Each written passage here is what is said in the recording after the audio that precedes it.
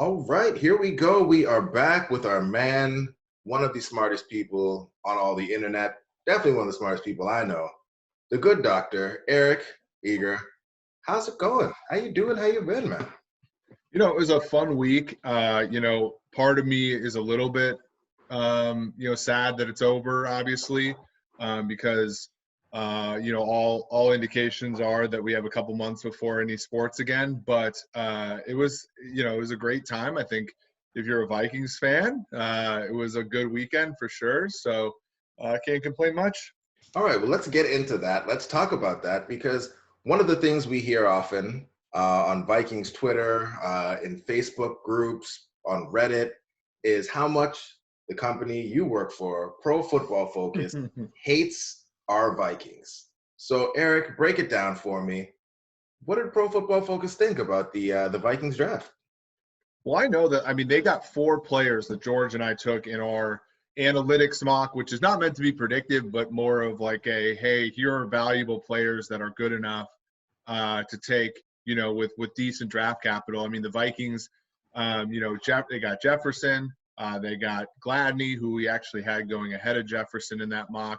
They got Ezra Cleveland, who we like, and then Cameron Dantzler, who we actually had to the Vikings in one of those mocks. That's a great start. And there are, obviously you can pick nits at some of these things. The Wonham, might not have been the best pick. He had a negative wins above average, but then they come back with Troy Dye, and some other players later on that are really good value. So, I want to temper expectations because it's going to be tougher to rebuild a team during this pandemic and everything. I think, but if you're a Vikings fan and you're a little down on what has happened basically since the season ended, this last weekend was a really good step in the right direction. And like I said, I don't know how it translates into winning on the field this year specifically, but it's certainly bodes well for the future of the team, moving over the next few years. Yeah, so with the players they picked, you tweeted something interesting out after the Jefferson pick. I guess could you help me understand, or help the listeners understand what the change in kind of wins might be with the subtraction of Stephon Diggs, with the addition of a player like Justin Jefferson, and how Pro Football Focus has him projected moving forward? Yeah, the only tricky thing about Jefferson is that he only played 5 snaps the entire season last year on the outside, and slot targets are pretty good. They're obviously good plays in an offense. They're just more replaceable. And so we would have him going off as something like a 0.15, 0.2 wins guy early, which is a pretty good mark for a rookie to have on average. Diggs was in that 0.35, 0.4, sort of wins range. So it is a lot. Diggs actually had some negative plays last year for the Vikings that really hurt them. So his WAR wasn't as high as his great statistics was. But so they don't actually lose a whole lot from going from Diggs to Jefferson. I would say on average. Obviously, I think Diggs offers more high end than Jefferson would, just given his limitations from a position standpoint. But it was a good move for Minnesota, especially considering he probably wasn't their most valuable pick, in the first round, because they came back and really solidified some of the issues they had in the secondary going with Gladney later. Yeah, and so that brings me to something that we talked about on a show earlier this week with Daniel Jeremiah saying that with that pick of Justin Jefferson, he would not be surprised if Justin Jefferson and what he brings to the table will basically make Vikings fans completely forget about Stephon Diggs. When you hear a take like that, given what you're looking at, and you're saying that, Stephon Diggs, because of the negative plays and some of the other things, might be a bit more replaceable than we'd otherwise would have thought. I guess, how does that take land for you? Well, year one, I don't think they're going to see it. I mean, the passing offenses in the NFL now. The LSU Tigers did run an NFL style offense with Joe Brady, but it's still going to be an adjustment, and there's still a lot of limitations in that passing game by virtue of who the quarterback is. But he, long term, it might be something where the Vikings don't necessarily miss Diggs. Now he's very good, so it's going to take some high end performance from Jefferson and guys like KJ Osborne to even come close to replace that early. But long term, It is a hot take, but I don't know if it's the hottest take in the world. The only gripe I have about them in the draft is that they only took 2 receivers, sort of any sort of note, because they do still need, I think, somebody, they need a 3rd or 4th receiver, to really solidify that receiving core. But, Jefferson to me is a good start. All right. One of the other things I wanted to get your thoughts on is how Spielman maneuvered the draft. As you kind of assess not just the players that were taken this year, but just how Spielman maneuvered to get additional picks this year, to go ahead and start stockpiling picks for future seasons. When you're looking at things, how do you assess what Spielman was able to do in this year's draft and how it sets the Vikings up for this year and for the future? Yeah, I think we tweeted out that they won the trade with the San Francisco 49ers something like 57% of times, which is really hard to do in the NFL. I think the only trades that were like significantly better, in that early in the draft were, when New England traded back with the Los Angeles Chargers. So they got some good value there. They also got a player who, they still were able to get a player that they should want, later in the draft with that trade. So it was a very good, I think, maneuver for them. And then being able to take a 2021 4th-round pick off the Bears in exchange for a current 2020 5th-round pick when you still ended up with 15 picks is, I think, a masterful stroke by the Vikings GM. So, he was GMing for his job this weekend, and I think for all indications, he should be able to keep it for a while given what they've done. The players still have to perform on the field, but process-wise, I don't think you can have much of a gripe with what Spielman has done over the past, week or so. Yeah, so the next question, a bit tongue-in-cheek, but I'm going to ask it anyway. So there was a lot made of the fact that the Vikings went with a lot of team captains. It's been posited that because of the abbreviated offseason that we're going to get, maybe they went with less high upside guys, more upstanding character type leadership individuals. When you hear something like that, what are your thoughts? Like, is that something that you even consider or think about when you're projecting a player from, college to the pros? I don't think it can hurt, but at the same time, like I said before, as positive as I am about this draft, we need to be really careful about expecting too much out of these picks come September or October, whenever the season starts, just because it's hard anyway. And it's hard positions away from the football. It's hard, to acclimate right away.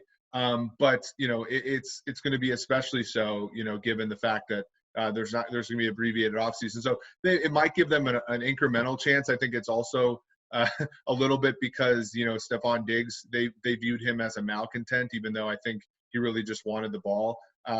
So there's probably a little bit overcorrecting there. But like I said, they drafted good football players. And the Dantzler pick especially, I think, points to that, where, he was able to compete in the SEC against, you look at the number of SEC players taken in round 1, it was like half of round 1. And he was out there, surrendering really good coverage numbers to those players. Who cares what he ran the 40 at? So to me, that's ancillary stuff. And I think, you can convince yourself that's important. But, what's important is that all the players that they picked were good football players.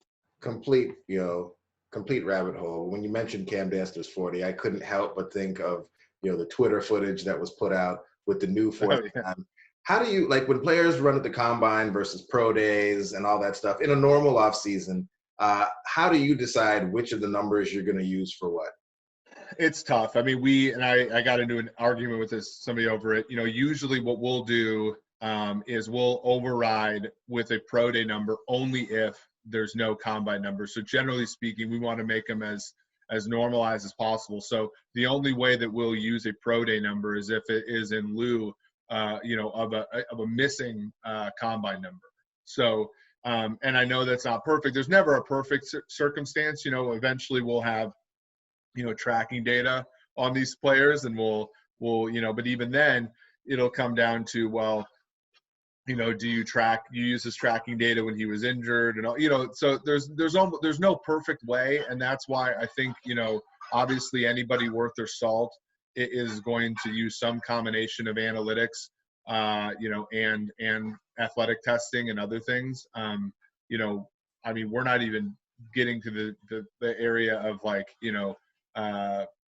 personality tests and all these things that people give. Wonderlink is mostly useless, but stuff like that, we're not even getting into that realm currently. It's really just one of those things where you have to use the information that's available to you, and use how it's done historically to weight different things, and know that it's not going to be perfect. That's why you draw distributions around these players. Awesome. All right. Well, we've talked pretty glowingly about Rick Spielman thus far, but there have been some criticisms, some critiques of the draft outside of the players here or there who were later around. Somebody's favorite guy didn't get taken, but the consistent criticism that we'll hear pretty much forever, I think, is that the Vikings didn't do enough to address the offensive line. They didn't draft an interior offensive line player early. I personally was happy with the way things went. Cleveland, more valuable player at a more valuable position. But I wanted to get your thoughts here on the idea that the interior offensive line, as it currently stands, is just not good enough. And the Vikings did not do enough in a weak interior offensive line class to spend one of their premium picks to address that position. Yeah, it's tricky because there weren't players that were difference makers at the position, and so teams like got Cesar Ruiz, teams that got Nite Muti, like those kind of guys. They were probably. I mean, Muti actually went later, but like they're overspending, I think, for early players at that position group. And the Vikings, frankly, I mean, I heard the other day on Dan Barrero's show, the Vikings have had exactly one offensive lineman even play in the Pro Bowl the last decade, so 2010 to 2019, and that was Matt Khalil's rookie year as an alternate. So and this is a little nihilist, but I think if they drafted an interior lineman, would that even matter at this point? And the answer is probably no. They've had success with Brian O'Neill, and I think that Ezra Cleveland is sort of an O'Neill clone. You can do some things with Riley Reef by moving him inside. You give Bradbury a second chance. Josh Klein is still a free agent. So you have some options, and I don't think any of the interior players in the draft. Now, Blake Brandall has an opportunity, I think, to move inside if they want him to. But I don't think any of the players in the draft really move the needle for them as far as interior players. So, it is what it is. I mean, I'm not going to pick nits here with their draft in that sense. All right. Well, we've talked about the Vikings, and we've largely been positive. Let's turn the corner. Let's do things a little bit differently to bring the show home here. Talk to me about the rest of the NFC North, Eric, because the Packers in particular, I'm really struggling to understand what they were doing in this draft. You say they're tanking, but they just picked a quarterback. Like, what was going on with the rest of the NFC North? And I guess, help me understand from your perspective at PFF what they were doing. I think there's a couple things that the Green Bay Packers, the Bears are a mess. I mean, they don't have any picks. They don't have a quarterback. They traded, they made a good pick in Jalen Johnson, but Cole Kmet was a terrible pick. And I don't know what they're doing. Detroit might actually be good, but, we have to see how their coach does and how their quarterback plays. And then for everybody, for the team that the Vikings fans care about, Green Bay, it's very clear sort of where they're coming from. I don't agree with it, but they missed the 1 seed because they got their butts kicked on Sunday Night Football against the San Francisco 49ers in October, November. Then they missed the missed the Super Bowl by getting their butts kicked in January by the 49ers. LaFleur is a McVay, Shanahan tree member. It's very clear to me, that when you look at what they're doing, it's very much to try to emulate the Niners. Now, the sneaky thing about the Jordan Love pick is that when you actually look at those teams, everybody talk about McVay, and how he waits until 15 seconds, or, he calls the play and lets Goff he thinks for Goff until 15 seconds. A lot of people think of that as a deficiency in Goff, but I really think it's a management style on the part of McVay. You think about Shanahan and how, Kirk Cousins was always his sort of prototypical quarterback, and how he didn't even scout Mahomes and things like that. And, what is Kirk Cousins? Well, Kirk Cousins is kind of a rich man's Jimmy Garoppolo in some ways, in that he's like very talented, can make all the throws, but isn't a alpha, right? And Jimmy G is more of an alpha, but less of a good quarterback. Those coaches, I think, really like to be able to control the quarterback that they're playing with.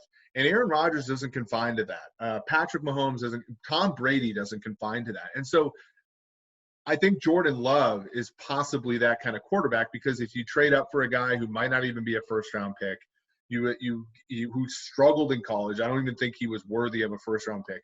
You produce an environment in which he can succeed, you're going to have that guy eating out of the palm of your hand, and that's exactly what the McVays, the LaFleurs, and the Shanahans like. And so that's my rationale for that draft pick. Now, it doesn't make a whole lot of sense given what Rodgers' dead money is for the next few years, and the fact that he's got a contract and that Jordan Love isn't even any good, all that stuff. But that's my rationale for it, that they're trying to be the 49ers, both from a football standpoint, but also a philosophical standpoint, which, if you're a Vikings fan, you love to see it. Yeah. So tell me about their Kyle Juszczyk clone person. Well, he's from my town of Cincinnati. I mean, he's a good football player. He's not a third-round pick. I think that's the really tricky part. A.J. Dillon actually has some pretty good, tackle-breaking metrics and things like that, but he's also not a first-round or a second-round pick. So that's a tricky one too, just in the sense that they're overdrafting players, to fit a need. And I think that's really a suboptimal play. When you're trying to win football games, you draft good players and mold your scheme. And if you're a GM, you especially do that, because your head coach, I mean, the percentage of coaches that are going to be around to see their scheme sort of hit is lower than you think. So it was a really perplexing draft. Honestly, trading up and drafting Jordan Love was the best pick they made, and it was one of the worst picks in the first round. So it is what it is. Wow. Okay. And the Bears, they decided they needed all the tight ends. Talking about the Lions, because, while we spent a lot of our time ragging on the Bears, ragging on the Packers, the Lions in many ways kind of flew under the radar for many Vikings fans. How did they do in this draft? Yeah, I mean, I like Jeffrey Okudah. The draft pick of DeAndre Swift doesn't make a ton of sense, just because, they have Kerryon Johnson and he's one of their better players. But you sort of look later, Julian Okwara, I think where they got him is a pretty good pick. Jonah Jackson's a way better pick at, in round 3 than some of the, interior players that went ahead of him. So no, even Quintez Cephas, I think, is a guy that complements, the Gallaudays of the world and the players that they have, sort of going currently. So, a pretty good draft on their part. It remains to be seen. I mean, this was a team that was basically 500 a season ago, gave the Vikings a really good game in Ford Field, during Kirk's super hot streak.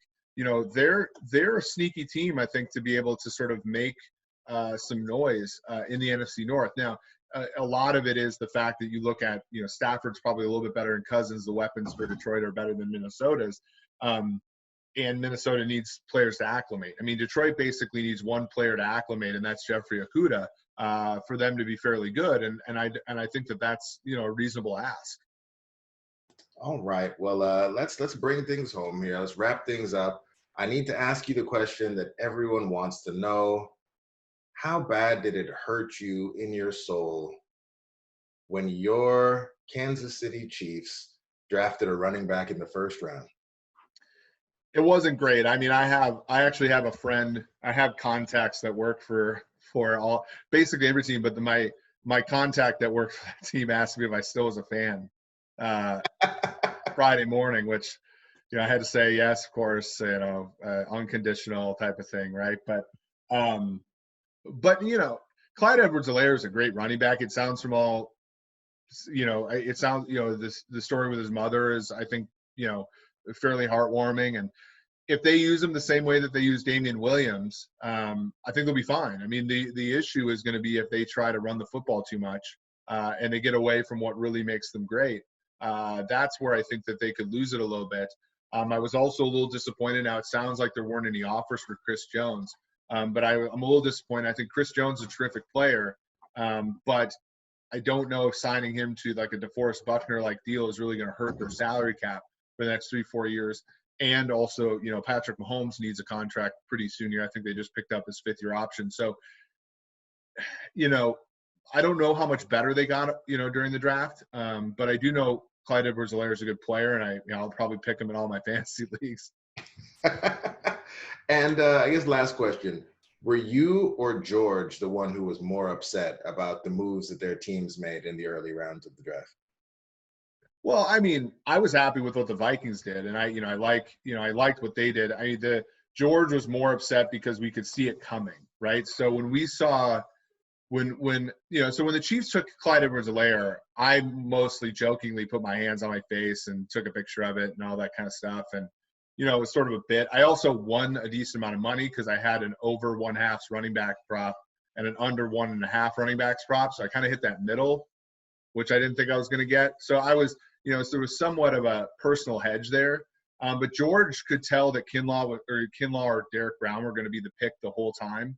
And so we were sort of leading up to it, chiding him a little bit. So when it finally happened, whereas the Edwards-Helaire pick kind of caught me off guard. And frankly, the Jefferson pick for Minnesota caught me off guard in a really good way. So it was sort of, it wasn't the worst of nights. There we go. You take the good, you take the bad. Well, I guess now that the draft has wrapped, what's next for you? What's on deck, given that we have a while before things are going to ramp back up again? What are you working on? Yeah, so I'm basically, working on 2021 projections right now for some of the draft players. We're going to hopefully in the next couple days get you guys a mock draft simulator for at least the first round of 2021. So everybody can go out and play with that. And what'll be fun is, you'll be able to pick, let's say the Vikings win the Super Bowl and you want to have them at 32, or, let's say they tank and you want them at 1, all that kind of stuff. So there will be, fun options for people to play with. We're thinking about creating just more things, for you guys, who are diligent users of our site to sort of play with, because again, it's a really boring time right now. And, aside from, best ball drafts and things like that, there's not a lot to do, or betting on Madden simulations. So, we're going to try to give you guys some content over the next few months to tide you over. Awesome, man. Well, thank you for that. And Eric, as always, thanks for coming on and making time. And yeah, sure we will talk very soon. You have a good one, man.